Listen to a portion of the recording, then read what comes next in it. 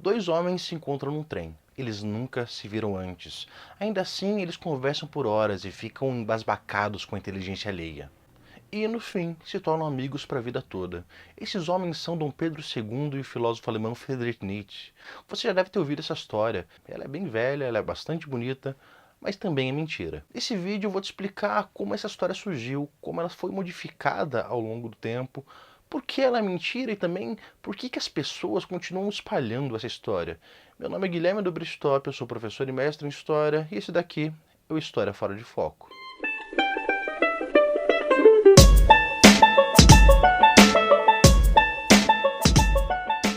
Ela é uma história bastante famosa e bastante contada, principalmente quando as pessoas querem falar bem de Dom Pedro II. E a gente sabe exatamente quando ela começou. Ali em 1912, a irmã do filósofo Elizabeth Foster Nietzsche contou essa história de forma oral numa conversa pro diplomata russo Maurice Protzer. Não demorou muito e essa história ali em 1912, poucos meses depois dela ser contada pro diplomata russo, foi publicada pela primeira vez em um jornal austríaco. Foi publicada de forma anônima. Ninguém sabe até hoje quem publicou, mas todo mundo desconfia que foi Elizabeth, a irmã do Nietzsche. Já em julho de 1912, pouco tempo depois, Protzer publica essa história ali numa revista francesa. Ele está escrevendo um texto sobre Joaquim Nabuco, falando sobre o quão importante ele era enquanto abolicionista, e no meio do texto ele fala bem de Dom Pedro II e aproveita para contar essa história. A história completa é bastante conhecida e provavelmente você já ouviu. Nietzsche está num trem e ele acidentalmente entra na cabine errada. Ele pensa em sair, mas o homem que está ali sentado naquela cabine diz: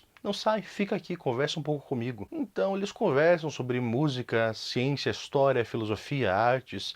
Nietzsche fica embasbacado com a inteligência daquele homem, que também fica embasbacado com a inteligência de Nietzsche, ainda que nenhum dos dois saibam quem o outro é. Quando o trem enfim chega na sua estação, Nietzsche sai, se despede e vai embora, esquecendo de se apresentar. Quando Nietzsche está saindo, ele aproveita e pergunta para alguém quem que é aquele homem, e recebe então a resposta: aquele é Dom Pedro II, imperador do Brasil.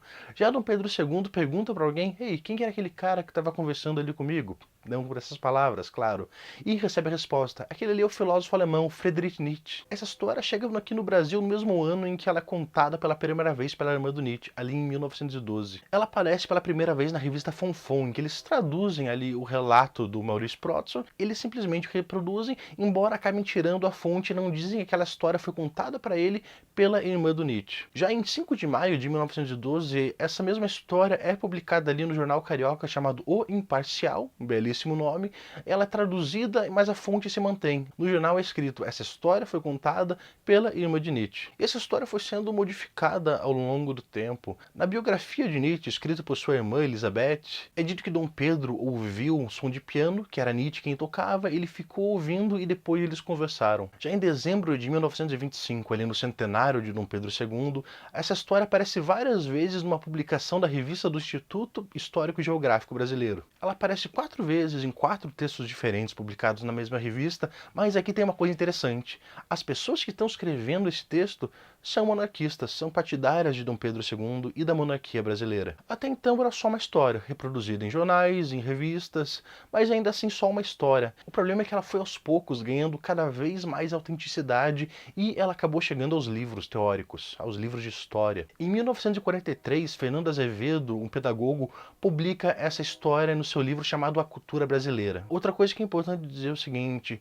muitas pessoas estavam cientes que a irmã do Nietzsche fez diversas falsificações na sua obra e também inventava algumas histórias sobre ele.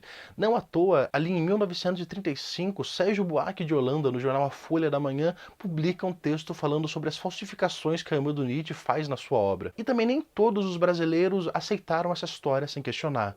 Um exemplo deles é Ernesto Feder, que questiona o problema dessa história não ter nenhuma fonte senão a fonte oral da irmã do Nietzsche contando essa história para outra pessoa. Não tem nenhuma outra prova, não tem nenhuma outra testemunha, não tem nenhuma outra carta ou nenhum outro registro do encontro. Ernesto Feder acredita na história, ele diz que ela é verdadeira, mas ainda assim ele a questiona, o que já é bastante importante. E essa história segue sempre sendo contada, contada com detalhes sendo adicionados ao longo do tempo, como o fato de que os dois continuaram amigos e trocaram cartas para o resto da vida. Algumas dessas versões eram contadas por monarquistas, como o historiador Pedro Calmon. Outras vezes, muitos pesquisadores, historiadores, professores acabavam recontando essa história. Alguns mais inexperientes, outros ainda bastante experientes, como por exemplo o historiador José Murilo de Carvalho, que em seu livro Dom Pedro II, Ser ou Não Ser, acaba contando essa história e ajudando com que ela cada vez mais passe a ter o estatuto de verdade. Mas a questão é a seguinte, não só não existem provas de que esse encontro realmente tenha acontecido, como ele é extremamente improvável. Ainda assim, Nietzsche e Dom Pedro II se cruzaram diversas vezes. Em 1877, quando Nietzsche estava ali na Suíça, em hotel, ele escreve para sua mãe e diz: "O imperador do Brasil está hospedado no mesmo hotel que eu". Já em 1888, quando visita ali Monte Carlo para assistir a um concerto, escreve para alguns amigos dizendo que o imperador do Brasil também assistiu àquele concerto. Nietzsche também faz referência ao Brasil em alguns dos seus escritos, como por exemplo no livro Aurora, em que ele se refere ao país como uma terra longínqua, helênica, falando do Brasil quase que de forma primitiva. E a despeito dessas vezes que eles meio que se encontraram, estavam no mesmo lugar, nunca teve mais do que isso, estarem no mesmo lugar. E se a gente pensar no encontro que foi narrado por Elizabeth Foster Nietzsche, a irmã do filósofo, e também nas cartas, provas cabais que a gente tem de escritos feitos pelo próprio Nietzsche, o encontro é extremamente improvável, pelo seguinte: se o filósofo viu o imperador em algum lugar e soube que ele era o imperador, se ele entrasse na mesma cabine de trem que ele estava, Nietzsche saberia reconhecê-lo, Nietzsche saberia quem era Dom Pedro II do Brasil. Fora que a gente pode pensar, Dom Pedro II era uma pessoa ilustrada, uma pessoa inteligente. Ele provavelmente também saberia quem era Nietzsche. Ou ainda, é bem provável que os dois tivessem se apresentado logo que entrassem na cabine.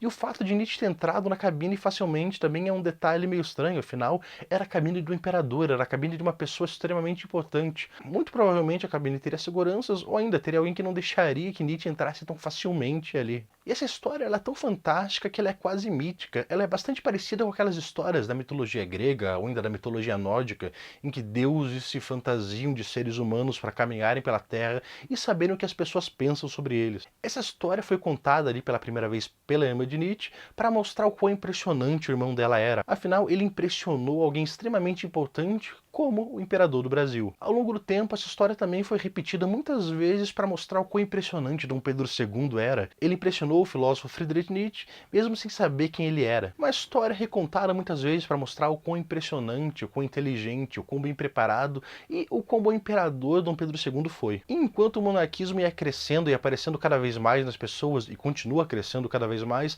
a história continua sendo recontada, sempre com detalhes sendo adicionados. Você vai encontrar pessoas dizendo por aí, até mesmo aqui no YouTube, que Dom Pedro II também era amigo de Victor Hugo, que ele trocou cartas com Victor Hugo e também com Nietzsche pelo resto da vida.